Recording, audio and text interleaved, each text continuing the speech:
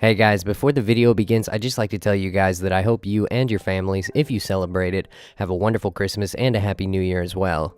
Also, my next video will be the top 10 ugliest NPCs, so if you have an NPC in mind that you think is pretty damn ugly, let me know, and I'll try and put it into the next video. Anyway, today's video is all about the forgotten NPCs. I hope you guys enjoy it. Number 10, the Wounded Soldier. I've always felt so bad for this guy whenever I pass by him.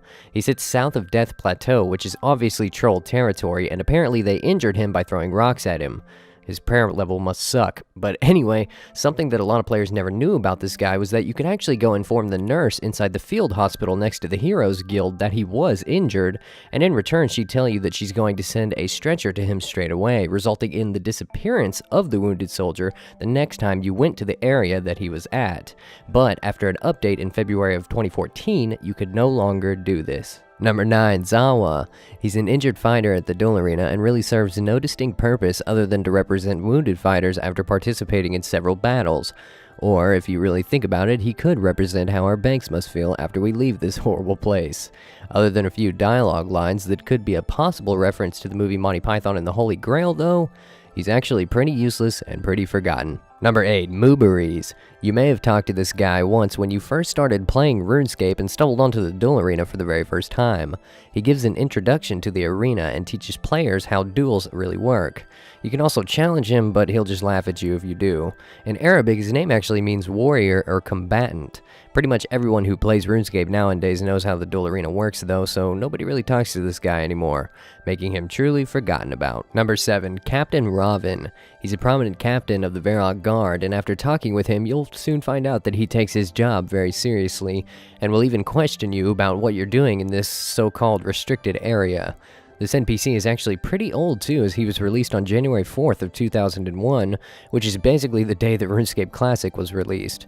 In old school RuneScape, he's only involved in the Demon Slayer quest, and in RuneScape 3, the Defender of Varrock quest. However, in both, his role is pretty small, only amounting to dialogue towards you, the player, and that's it. After Demon Slayer, most players never speak to him ever again. Number 6, Sincere. Sincere is so forgotten about that she actually doesn't return as a search result when trying to look her up on the 2007 version of the OSRS Wikipedia site. She's one of the few females in Seer's village, and her name is actually a play on the word sincere, in which her examining text is also related to. She was released on February 1st, 2007, and unless you're trying to complete the General Shadows mini-quest as proof to your trustworthiness to this NPC, the only thing she'll ever tell you is that your sins blind her. Number 5, Miss Schism. Now, a lot of people know who Miss Schism is, however, I still consider her to be forgotten due to the Wise Old Man's infamy.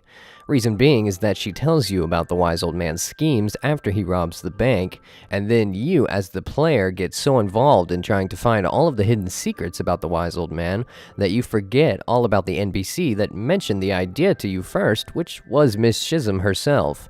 Other than her telling you about the Wise Old Man and screaming about the news all day, she really serves no purpose. Number 4, Cannel and Philip.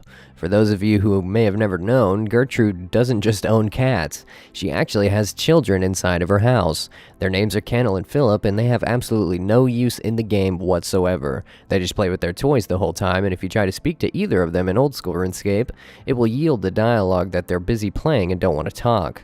What's interesting about Philip, however, is that the toy he's playing with looks like the old model of a dragon back in the olden days of RuneScape, and this is probably because of Cannel and Philip's player models being introduced into the game in 2003, because they have never been changed ever since. Number 3, the Forester.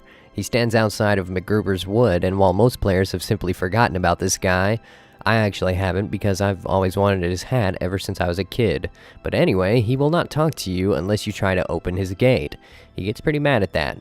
In my personal opinion, I think he represents a broken bot. When you try and talk to him, he won't talk back to you, and he is wielding a steel axe. However, he never chops down a single tree. I'm telling you, broken bot. Number 2, Rotten. You know that one creepy guy that hides out in drainer sewers with an anvil, fire, and bed next to him? Well, he's actually a very, very weakened vampire. He appears in the Desert Treasure quest, where he assists you in the process of summoning Desus by crafting a silver pot. If you guys are anything like me, you probably absolutely hated doing Desert Treasure, so it makes sense that a lot of people forgot about this NPC after they completed the quest. He serves no purpose after Desert Treasure, but one of the interesting things about him is that even in RuneScape 3, Ronton is one of the few remaining NPCs to not yet receive a HD graphical update to his chat head when speaking to him. Number 1. Cabin Boy Jenkins. I'm actually really sad that nobody remembers this guy. For those of you that don't remember, Cabin Boy Jenkins was a crew member on the Lady Lumbridge, which is a ship that a player buys during the Dragon's Lair quest. He accompanies you and Ned when the Lady Lumbridge sets sail to Crandor.